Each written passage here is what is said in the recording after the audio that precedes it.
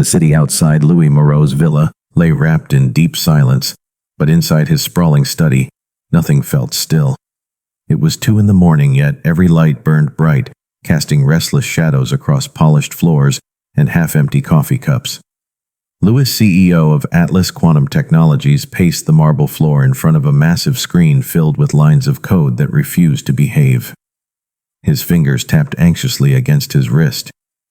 Around him, 5 senior engineers sat scattered, hunched over their laptops, eyes red, shoulders tight.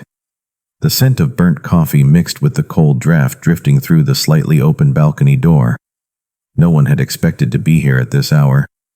But the company's flagship AI platform, codenamed Helix, had just failed its final integration test. With $100 million on the line and a board of skeptical investors flying in from Paris by sunrise, Louis's reputation and the company's valuation were balancing on a razor's edge. Louis paused behind the lead engineer, Mark, peering over his shoulder. "Did you find it yet?" Mark asked without turning around. Mark's voice cracked the silence like a snapped wire. Louis's jaw tightened. "If we found it, would I still be standing here?" Mark flinched at the tone but didn't answer. He only pressed another key. The cursor blinked unhelpfully at the top of a massive error log. Louis turned his attention to the rest of the team. "Any updates?" "One engineer." Priya shook her head and pinched the bridge of her nose. "We checked the API gateway again. There's no conflict there."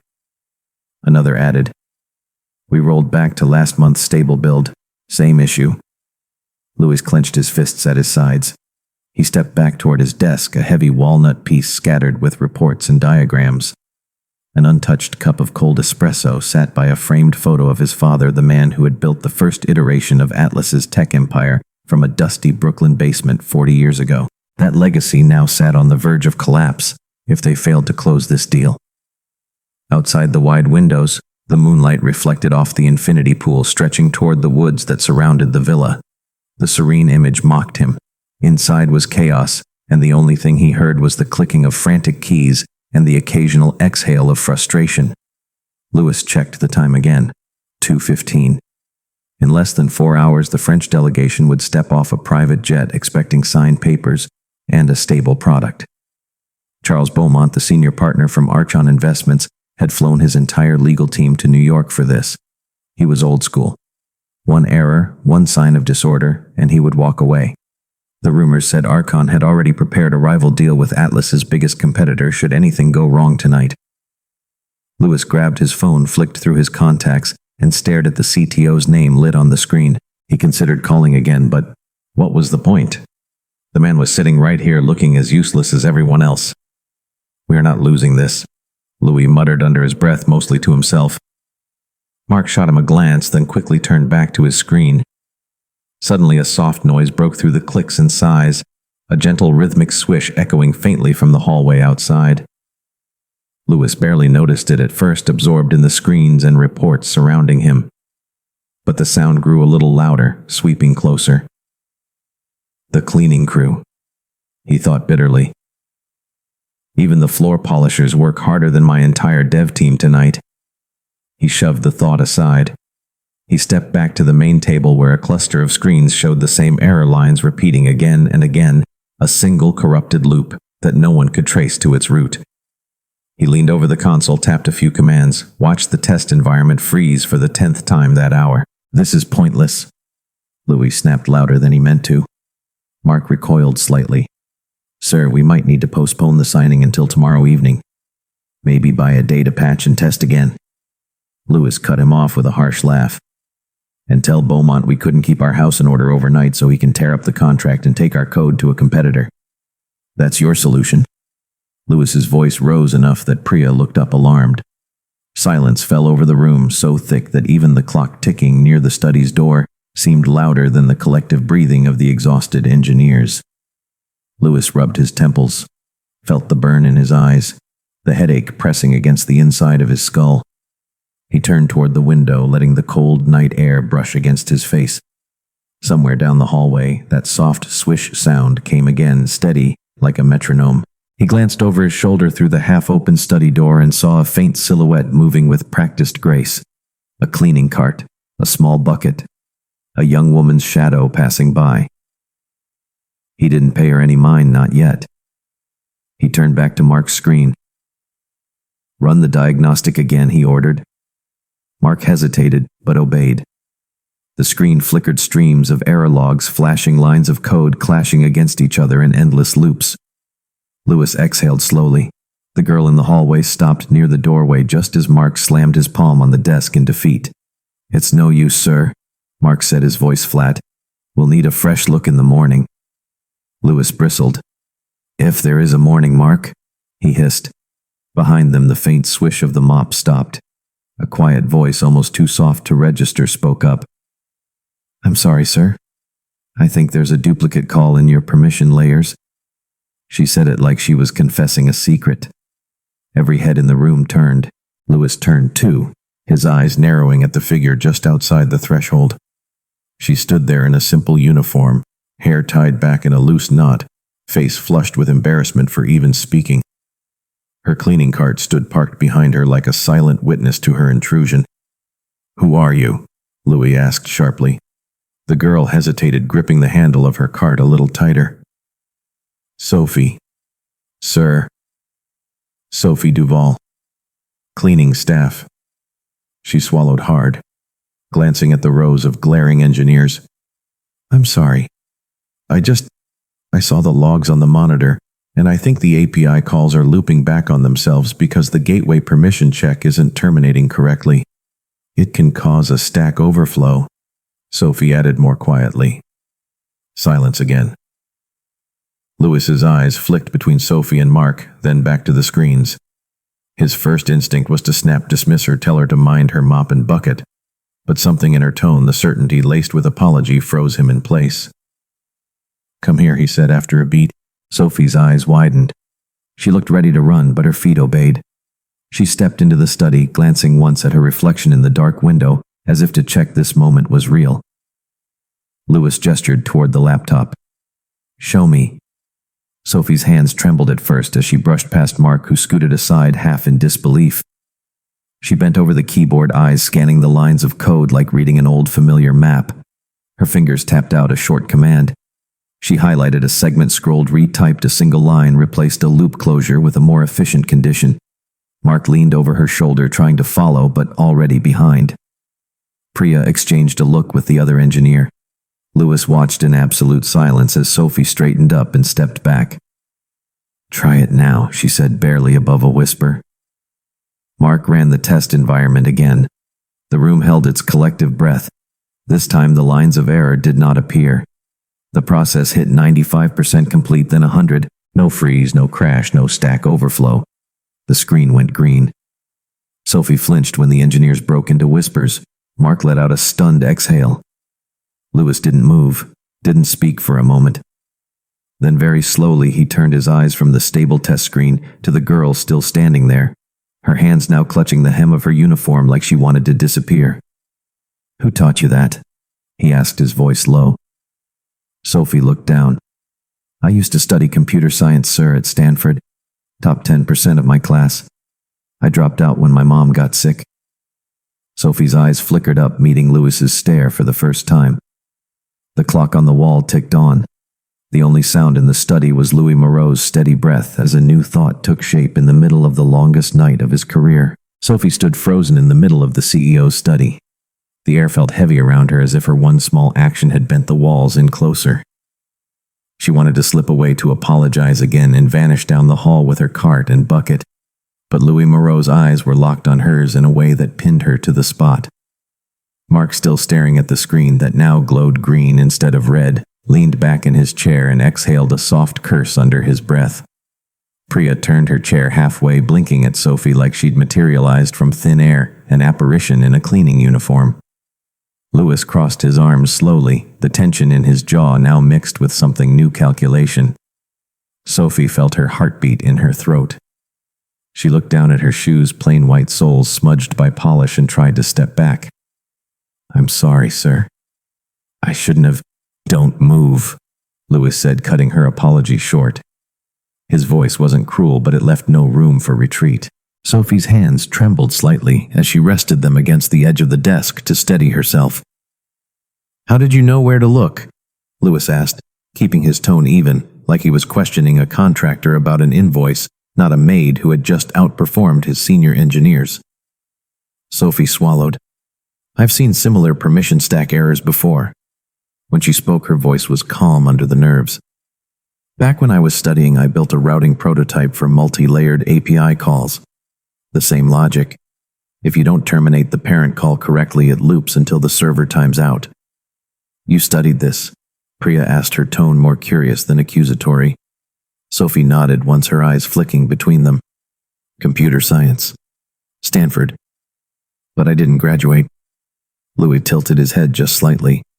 Why, Sophie's shoulders rose and fell with a tiny breath. "My mom got sick. Bills, treatments. I needed money faster than a degree could give me. Cleaning paid steady.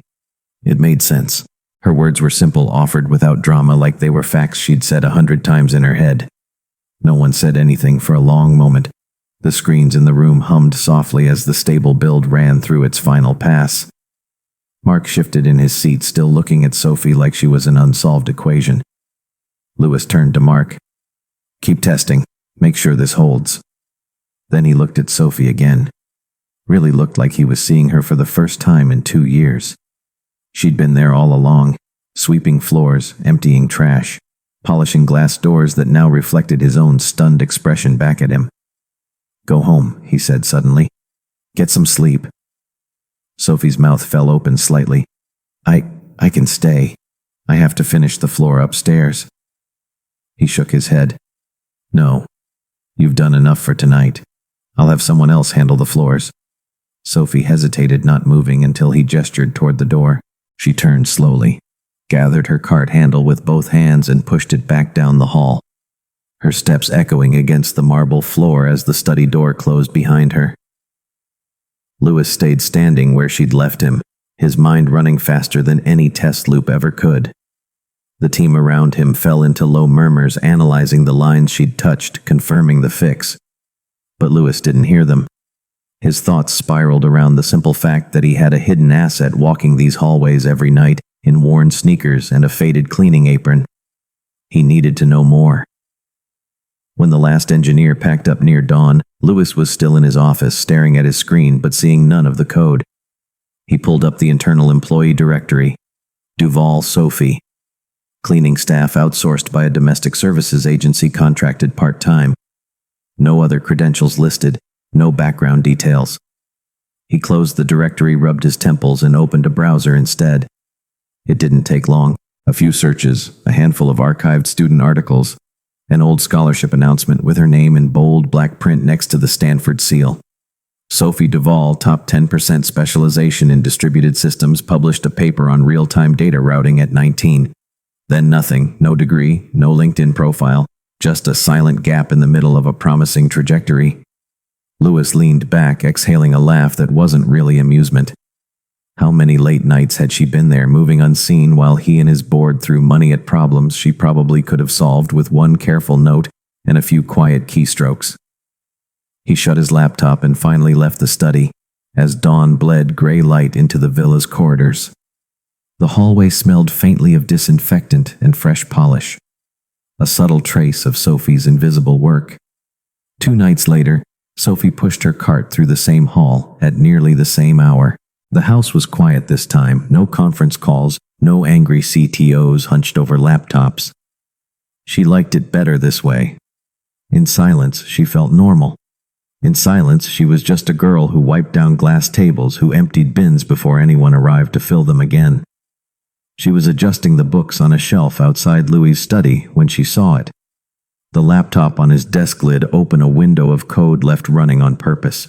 She paused, cloth in hand, eyes narrowing slightly. One small snippet of a test loop glowed on the screen, highlighted but obviously flawed. A mistake any novice would miss, but she saw it at once, an index error buried 3 layers deep. Sophie shouldn't have. She knew that. But her fingers itched. She glanced over her shoulder once, then stepped inside. A few taps, a quick correction, and the loop closed clean. She left a note on a sticky tab at the edge of the keyboard. Fix the index range. Hope that's okay. She didn't sign it. She never did. Louis saw the sticky when he returned the next morning. He traced the small, neat handwriting with his thumb. She hadn't just fixed it. She'd done it perfectly. No unnecessary edits, just precision. Quiet, invisible brilliance. That week he left 2 more traps, both more complicated than the first. Both returned corrected by dawn with the same pencil notes left like a secret between them. Not sure if this helps, but maybe. Sorry if this is wrong. Each note struck him deeper than any investor's compliment ever had. One night, Louis stayed late on purpose. He sat in his study with a cup of black coffee gone cold, watching the security feed on a small side screen. When Sophie's figure appeared at the end of the hall, pushing her cart, he felt something tighten in his chest. He turned off the feed, pretending to read a file instead. She knocked softly. "Sir, do you want me to wait until you're finished before I come in here?" "Come in," Louis said without looking up. She stepped inside, moving around him like a ghost, wiping down the glass table, straightening the edge of a photo frame. Her hands were steady, but he could sense the tension behind her calm. "How long have you been doing this?" he asked suddenly. She froze mid-wipe. "Doing what, sir? Cleaning? Hiding? Pretending?" She stayed silent for a second too long, then said, "Just long enough to pay what needed paying." Louis turned to face her fully. "You don't belong in this uniform." Sophie shrugged, eyes down. "It's just fabric. It pays the bills." "And the code. The notes." She pressed her lips together, a flicker of sadness passing over her features. "I like fixing things that can be fixed." Louis studied her a moment longer, then leaned back, mind racing with what he'd already decided. Sophie Duval was not going to stay invisible much longer. The next evening, Louis waited in his home office long after his last call had ended. The villa was quiet again, the city lights glittering beyond tall windows that reflected him back to himself, a CEO with a sleepless mind, and an unsolved question that no spreadsheet or quarterly report could answer. He had left the laptop open on purpose, its screen turned slightly toward the door, its code window alive with a more complex puzzle this time. Not a simple index fix, not a loop error, something deeper, a tangled mess that would trip up a mid-level developer in minutes. It wasn't a trap to humiliate Sophie. It was a test to know just how far this hidden well of talent went. He heard the familiar faint sound before he saw her, a soft squeak of the cartwheels over polished floors, the gentle click of bottles against the handle. She knocked once on the doorframe, almost tentative, as if hoping he wouldn't answer. "Come in," he said without looking up. Sophie pushed the door wider, the faint scent of floor cleaner drifting with her. She paused when she saw the laptop, its bright glow the only harsh light in an otherwise warm room.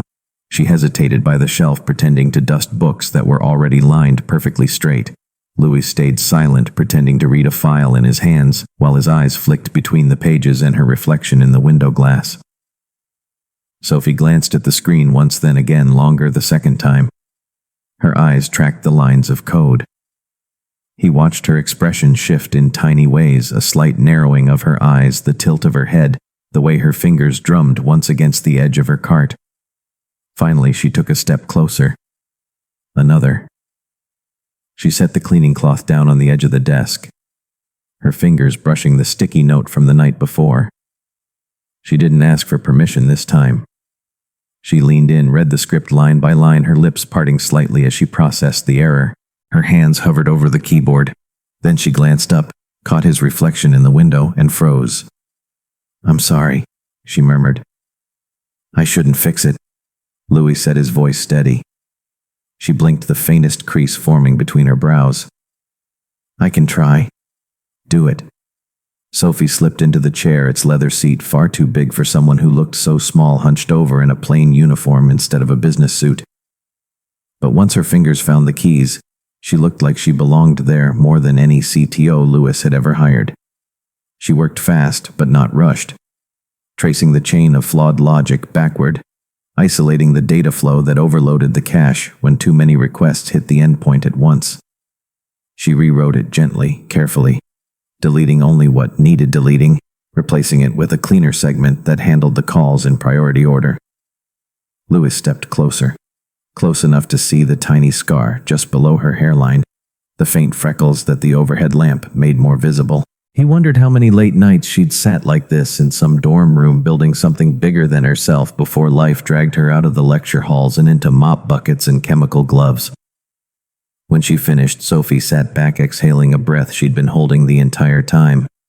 She didn't look at him, just closed the console window and slid the chair back slightly as if to excuse herself. Louis reached over her shoulder, tapped the keyboard, ran the test build. The numbers rolled across the screen. No error, no freeze.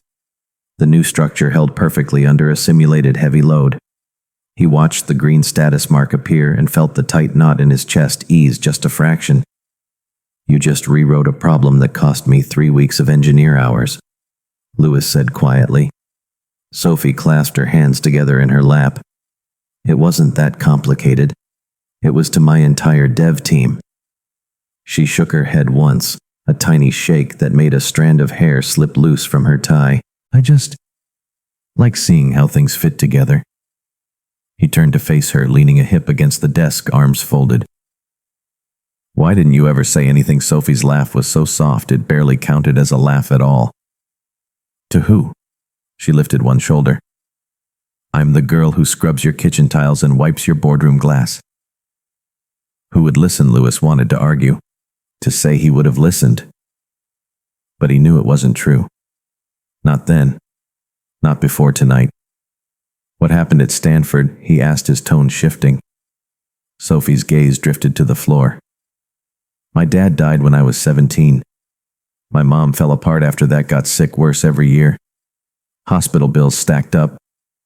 I tried to juggle school and work, but the lab hours didn't pay enough. Cleaning offices did." She paused, her hands twisting together. "I promised her I'd go back, but the years just slip." Louis's throat tightened. He studied her a long moment, searching her face for any hint that she was embellishing, but there was nothing but exhausted honesty. "You deserve better than this," he said. Her eyes lifted, the smallest spark of challenge breaking through her quiet. "Maybe. But better doesn't pay rent tonight." She stood brushing a wrinkle from her uniform. "I should finish the floors upstairs." Louis stepped aside, letting her pass. But as she reached the door, he said, "Sophie." She turned back. He gestured to the screen. "Thank you." She nodded once, then pushed her cart into the hall, her steps swallowed by the hush of polished marble. Over the next week, Louis didn't stop. He left new puzzles half open on the laptop, each a little more intricate than the last. A recursive function left misaligned. A data validation error buried under layers of dependency calls. A test environment with an intentional bottleneck in its security gate. Every night, Sophie found them. Sometimes she'd hesitate at the door, her reflection caught in the glass before she slipped inside like a shadow. She fixed them all, leaving her gentle pencil notes in the margins of the printed logs Louis scattered as bait. "Fix this. Hope it's helpful. Sorry if this wasn't my place. Didn't want to touch too much." She never signed her name, never asked for more, never lingered to talk. And yet every new fix felt like a conversation anyway, quiet, wordless, but so clear that Louis often found himself replaying each note in his head long after the villa went dark. One night he left her a note in return. Just 3 words scribbled in his own neat print on the edge of the monitor. "I see you." When he checked the next morning, she hadn't left a reply. But the next piece of broken code was fixed just the same. A neat pencil line under the final bracket, her silent signature more powerful than any diploma.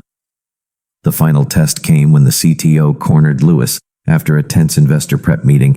"We still can't isolate the root cause of that load issue," the CTO said, frustration hiding badly under a veneer of forced calm. "We might have to push the signing date if we can't guarantee stability." Louis didn't flinch. He knew the real fix was already in his study, waiting to be discovered by someone too humble to claim it. Back at the villa, Louis left the worst version yet, a tangled mass of conflicting handlers that even his senior devs would need days to sort. He stayed up late on purpose, pacing the hall in quiet sweeps, so he'd be there when Sophie came by. When she did, she didn't knock this time. She paused at the door, saw the code, and without a word sat down. Louis stood by the window, arms folded, watching the faint reflection of her in the glass. She worked for an hour, unraveling dependencies, rewriting handlers, running small test snippets to confirm the patch. She made it look like untangling a necklace knot, patient, calm, deliberate. When she was done, she closed the file, gathered her cloth, and stood. For the first time, she spoke before he did. "I didn't break anything else." "I know," Louis said. She paused in the doorway, the soft hallway light catching the curve of her cheek. For a moment, she looked like she might say more. But instead, she pushed her cart away, disappearing again down the corridor that had hidden her genius for too long. Louis watched her go, the shape of her retreating figure carving a thought he could no longer ignore. This ends tonight.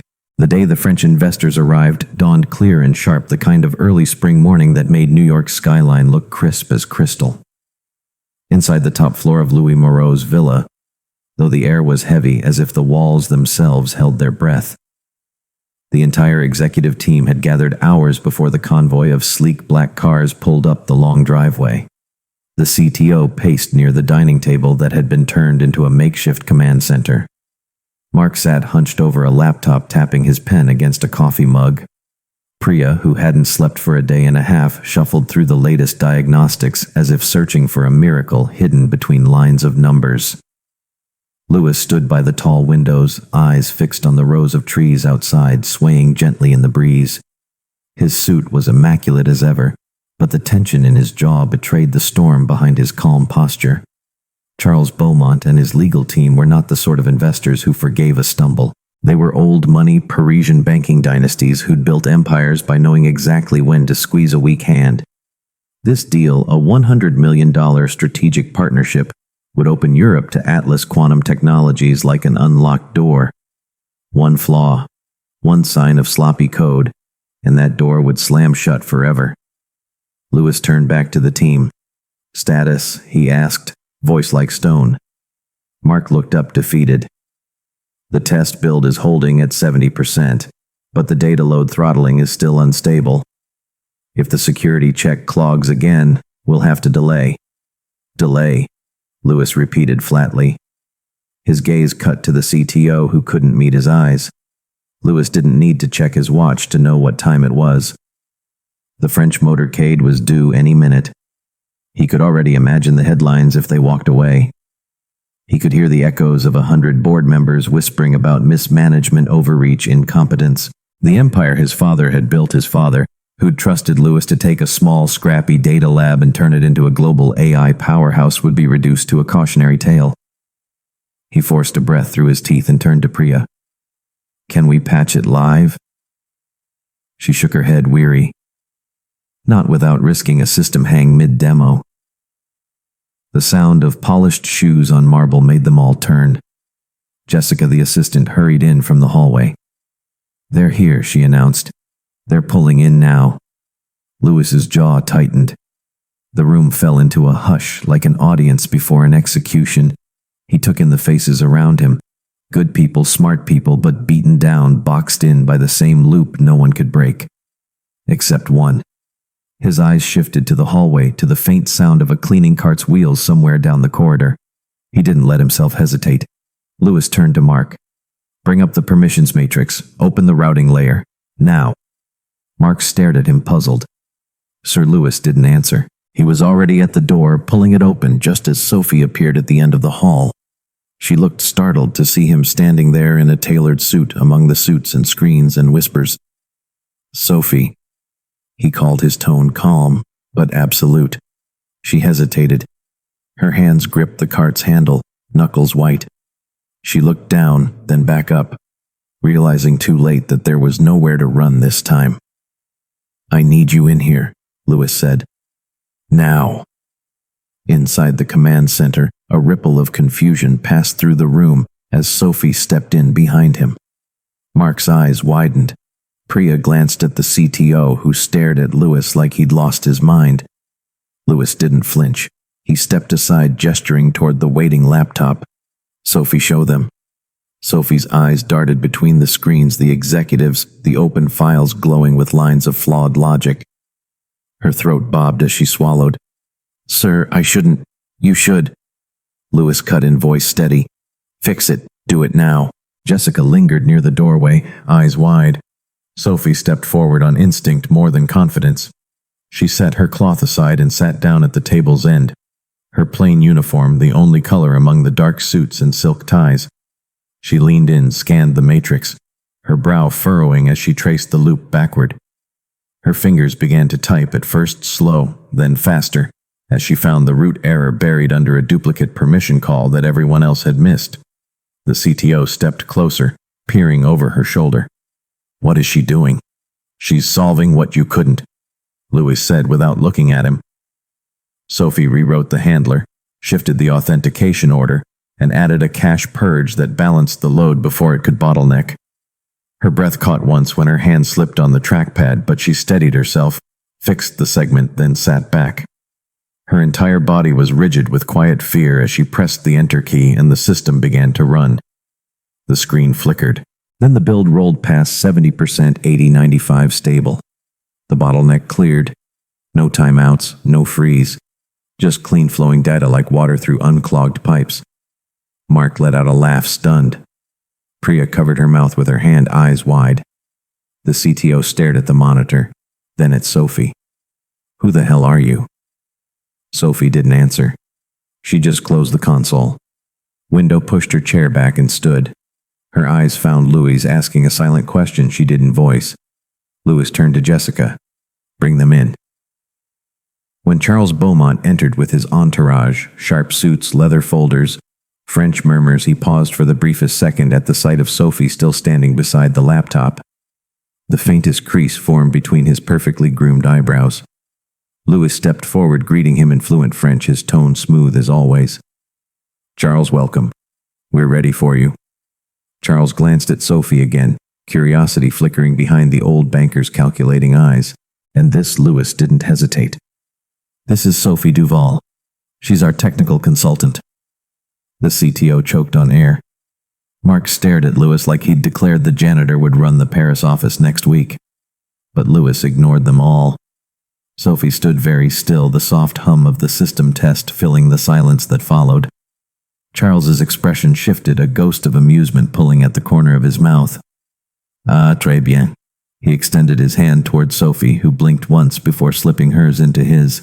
His handshake was firm but polite. "I look forward to seeing what you've done, mademoiselle." Sophie's voice caught for a beat before she found it. "Thank you, sir." They moved to the main presentation room, Sophie trailing behind the cluster of dark suits and leather shoes that didn't match her plain white sneakers at all. But nobody seemed to mind now. Louis lingered close as they settled at the polished conference table that looked out over the treetops. He leaned close to Sophie as she adjusted a file on the table. "You ready?" he murmured. She shot him a tiny look that was equal parts disbelief and defiance. "No." "Good," he said under his breath. "You don't need to be." The presentation began, slides, graphs, projections flowing across a massive screen. Mark led the opening, his confidence returned now that the system was holding steady. Priya stepped in to explain integration points, but the real proof was the live demo. The CTO braced himself near the back of the room as Louis handed control to Sophie. Her hands trembled once on the trackpad, but when she started speaking, her voice was steady, calm. She explained the security patch, the permission fix, the rerouting strategy that had saved the load capacity from collapsing.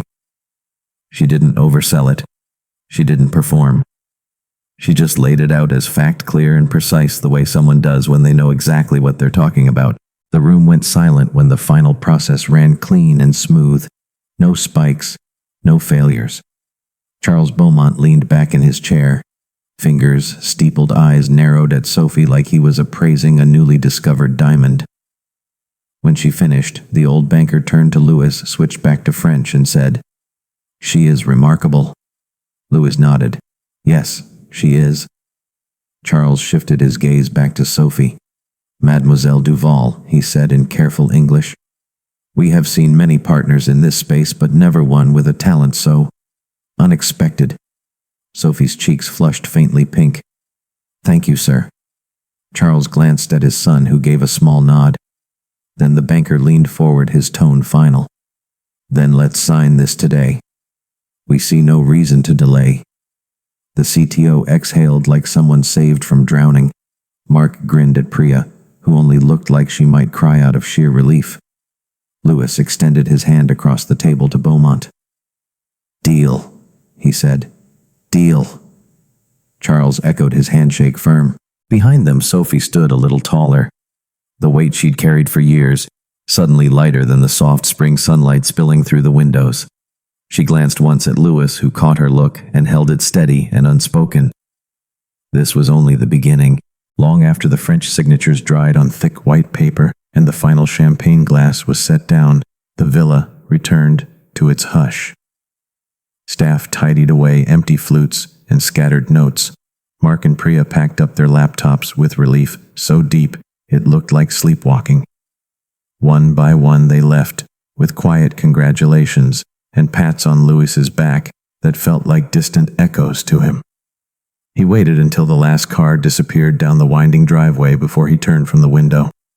The house lights glowed warm in the late hour, but the air inside held a different warmth, something sharper and closer to fragile. He found Sophie in the small back office, away from the polished marble and glass. She was there at a corner desk, not at her usual cleaning cart, but hunched over a maintenance log she'd been asked to sign by a puzzled house manager who still didn't know what she had done tonight. She didn't hear him enter. She only looked up when the floor creaked. You should go home, Louis said softly. She pushed the log aside, startled but trying to stand straighter. I just wanted to finish this. I still have shifts to cover tomorrow night. You won't, Louis said. He stepped closer, stopping on the other side of the narrow table. Sophie's hands rested against the wood's edge, but she didn't sit down again. Her eyes met his, steady in the low light. She looked exhausted, but somehow calmer than he'd ever seen her. You shouldn't do this anymore, Louis said. Do what? Sophie's tone was quiet but held a tiny edge. Clean floors. Pick up after people. Hide, Louis said. Sophie's breath caught, but she looked down her shoulders, pulling in. It's just what it is. It's work. Work keeps me afloat. Work shouldn't keep you buried. A tiny sound, half a tired laugh. You think I didn't want to finish school? I wanted it so bad. Sophie's voice cracked and steadied in the same breath. When my father died, everything good cracked with him. My mom tried to hold it together, but her health went right after his funeral. The bills came in waves. Tuition, rent, chemo, medication. I worked nights in the campus lab. I thought if I held on one more semester, maybe I could stay. Maybe I could fix it all. But life doesn't fix like code. It breaks more than it runs. Louis felt his chest tighten with each word she spoke. He stayed quiet, letting her finish. I left Stanford 2 weeks before final exams. Sophie's voice was almost a whisper now. I packed up my dorm in 2 hours. Nobody noticed. Nobody came after me. She looked up, meeting his eyes. I don't blame them. I just wish I could have kept my promise. What promise? Louis asked, softer than before. To my mother, that I'd come back, that I'd make it worth it. Louis moved to the side of the table, closer now. He saw the way her fingers pressed a faint groove into the wood's edge, the way her shoulders wanted to drop, but didn't. She's still with you. She is. Sophie nodded, but she's not really. The treatments bought her years, but not good ones. She's at a small care facility in Queens. They're kind, but it's not enough. So I clean, I pay. And maybe next month we can afford the next scan, the next medication, the next day. Louis felt something old and cold inside him shift. Just a little. Something like shame for all the hours he'd walked past her without really seeing her. He drew in a breath. You saved this company, Sophie. He didn't sugarcoat it. You didn't just fix a line of code. You saved my father's legacy. You saved my team's jobs. You gave me back something I was about to watch disappear. Sophie shook her head, voice tired and almost shy. You did that. I just saw a line that didn't close right. No. Lewis's tone was firmer now, quiet but unyielding. You did that, and you're not going back to mopping floors tomorrow night. Not here. Not anywhere. Her brows pulled together, the exhaustion on her face replaced by a flicker of old defiance. You can't just decide that for me. No, Louis said, holding her eyes. But I can open the door you tried to lock behind you. If you want to walk through it, I'll clear the path. Sophie stood there breathing, letting the quiet swallow his words for a long second. Then her shoulders dropped a fraction. What does that mean? It means you're going back. He didn't blink. To school. To your degree. MIT, Stanford, wherever you want. You'll finish what you started. And until you do, you work here for me. Not as cleaning staff, but as technical consultant. And you'll get paid as one. Her breath caught. Louis, I can't. My mom. Your mom will have everything she needs. Better care, better treatment. Private support staff. He raised a hand when she opened her mouth to protest. Don't say no yet.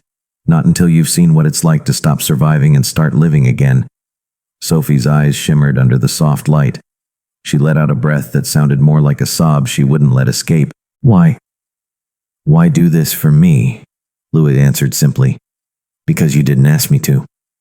Sophie stared at him, at the man she'd once watched from the end of a hallway, while she wiped fingerprints from the glass doors of rooms she'd never dared enter.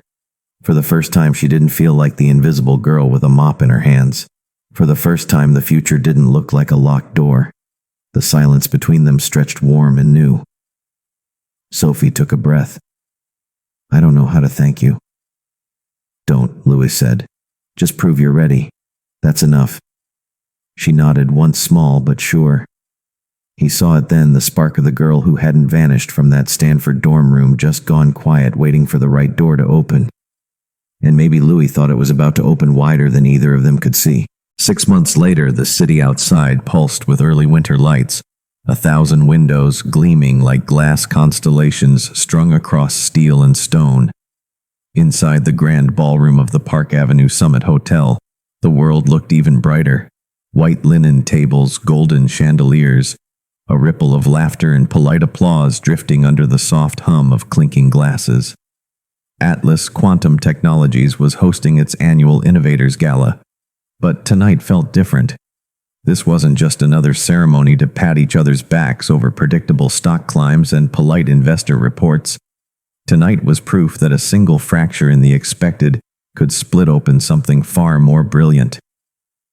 Near the main entrance, Sophie Duval stood alone for a moment, half hidden behind a large arrangement of winter roses.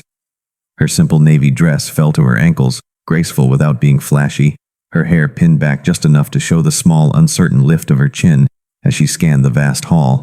She hadn't wanted to come. She'd told Louis she didn't belong here, that she wasn't ready.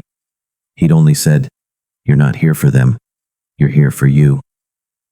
For months, she'd been working quietly beside the development teams, no longer mopping floors but scribbling logic on whiteboards, sitting through architecture debates, explaining data flow to people with fancy degrees who now took notes when she spoke.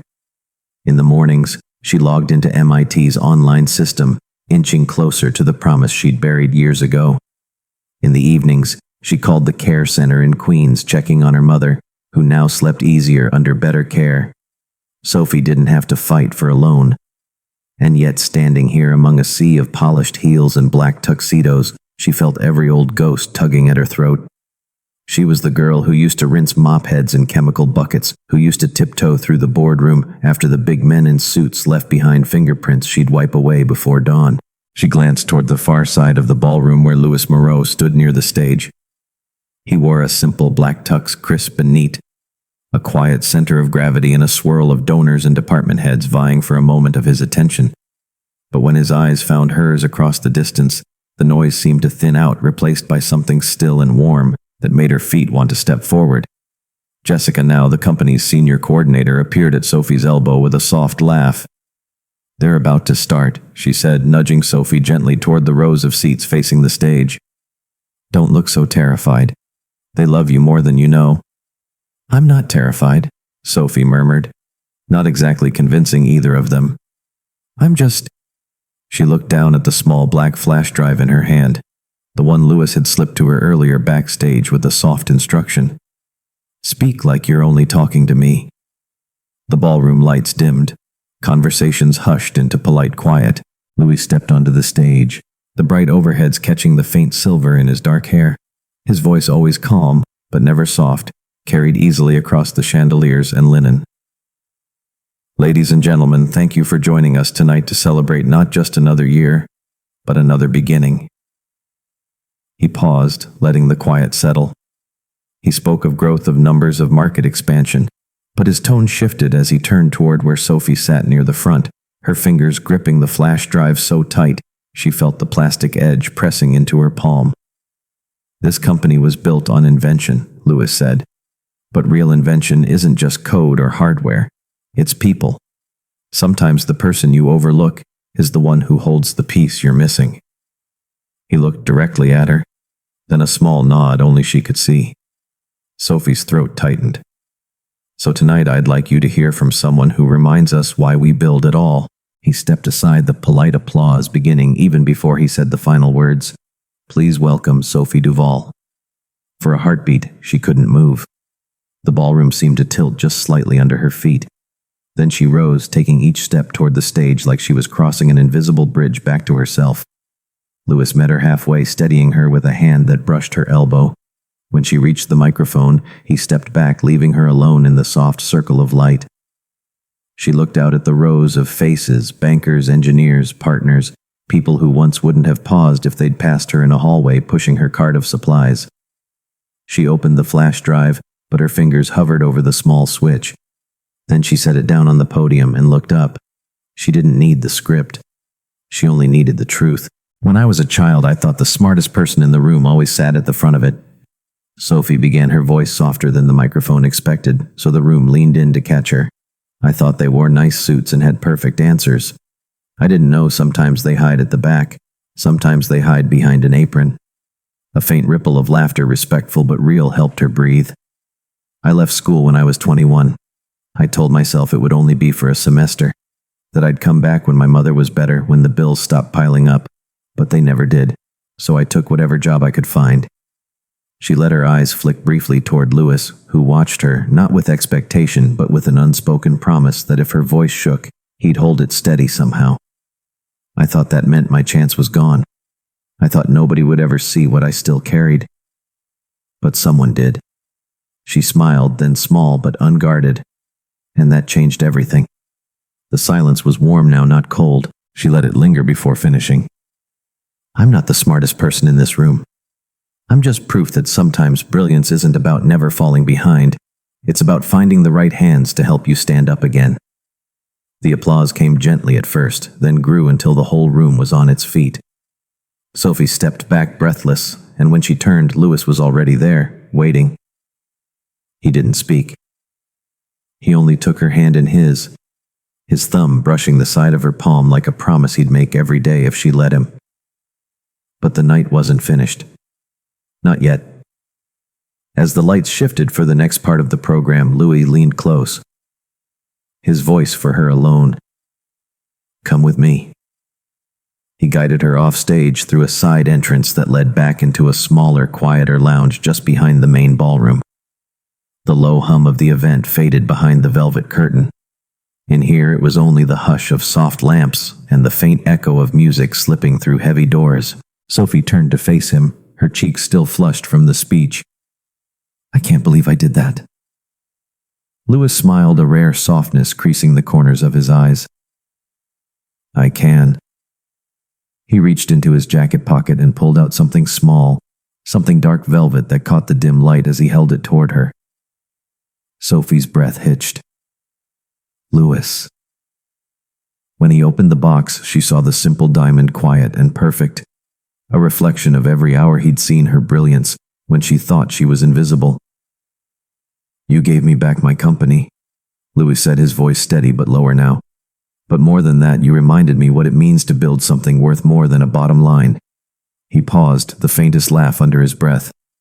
And you did it all while trying so hard not to be seen. He stepped closer, close enough she could feel the faint tremor in his hand that matched her own. Sophie Duval. Will you build the rest of this with me? Will you marry me? For a second, the room was just the sound of her pulse in her ears, the faintest rush of a lifetime she'd almost left behind, now circling back to ask for one more chance. She nodded, tears slipping down her cheek, unchecked, as she whispered the only word that fit the moment. Yes. When he slipped the ring onto her finger, it felt like a door clicked open somewhere deep inside her. The girl with the mop and the girl on the stage were the same now. And maybe for the first time in years, Sophie believed they always had been. The headlines came quickly in the days after the gala.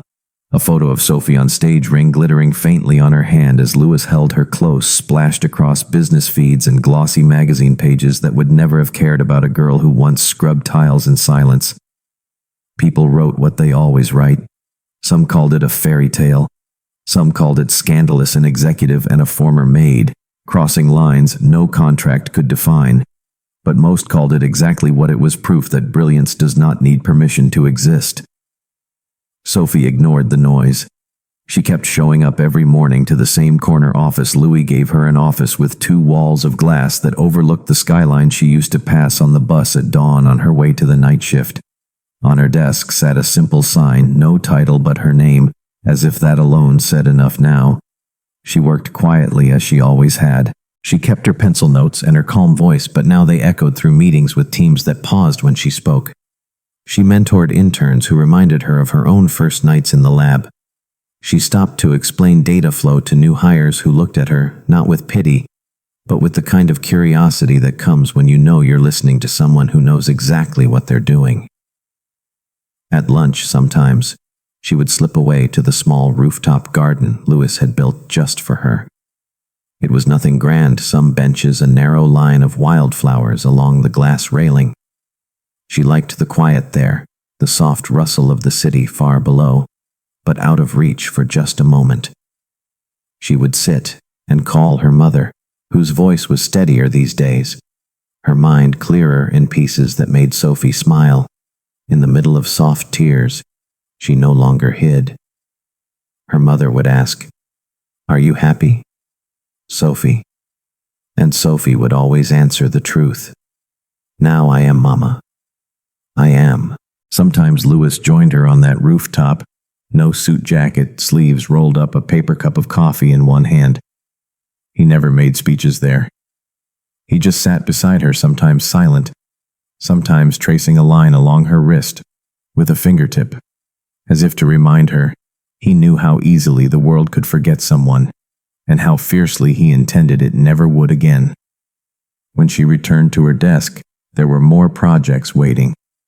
There was the European expansion that she now helped lead, drafting the logic for how new data pipelines would sync across 3 time zones. There was the scholarship program she pushed for, fully funded training for janitorial staff who wanted to do more than mop floors forever.